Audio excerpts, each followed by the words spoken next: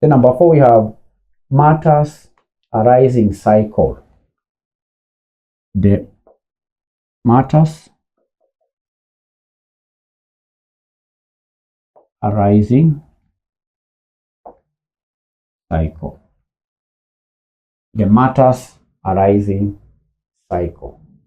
Now, a unique feature of subsequent meetings is the focus on accountability,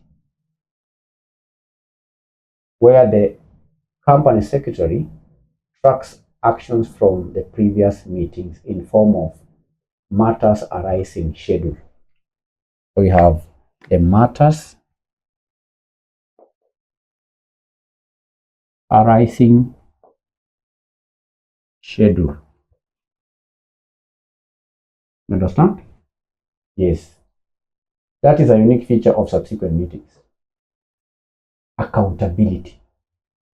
And here the secretary tracks actions from previous meetings in form of a matters arising schedule.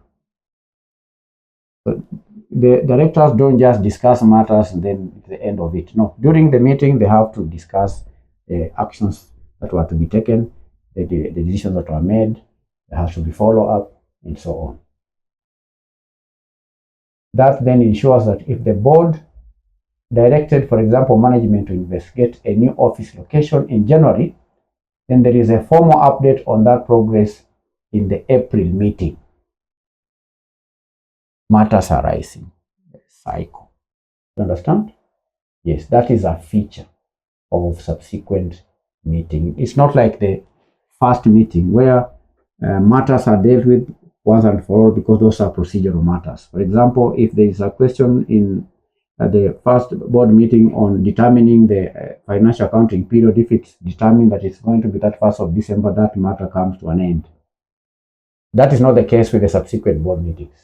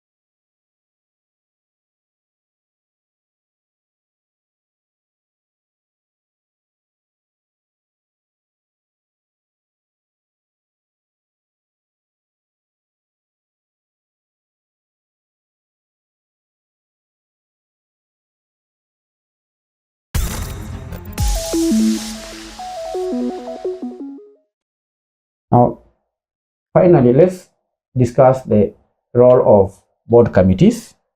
So that is a very critical issue when it comes to subsequent board meetings, because it is these board meetings that the committee, the board uses to run its affairs. You have the role of board committees. What is the role of board committees? Now, in subsequent meetings, the board often relies on the work of its committees, like the audit committee, the risk committee, the remuneration committee, and so on. The committee chairpersons present summaries of the specialized meetings to the full board. Chairman of committees submits reports of their specialized meeting to the full board. So the committee may be tasked with a matter. They have their own meetings. They have their own specialized function. So at the end of the function, they have to come up with a report, which is then submitted to the full board. That is number 1. That allows the board to focus on high-level strategy. Allows the board to focus on high-level level. It allows the use of board committees allows the board to focus on high level strategy rather than being bogged down in technical details like specific audit findings or salary grades or technical issues. So once those issues are handled with the board committee, then the board can focus on high level strategy on long-term issues and so on. Understand? Yes.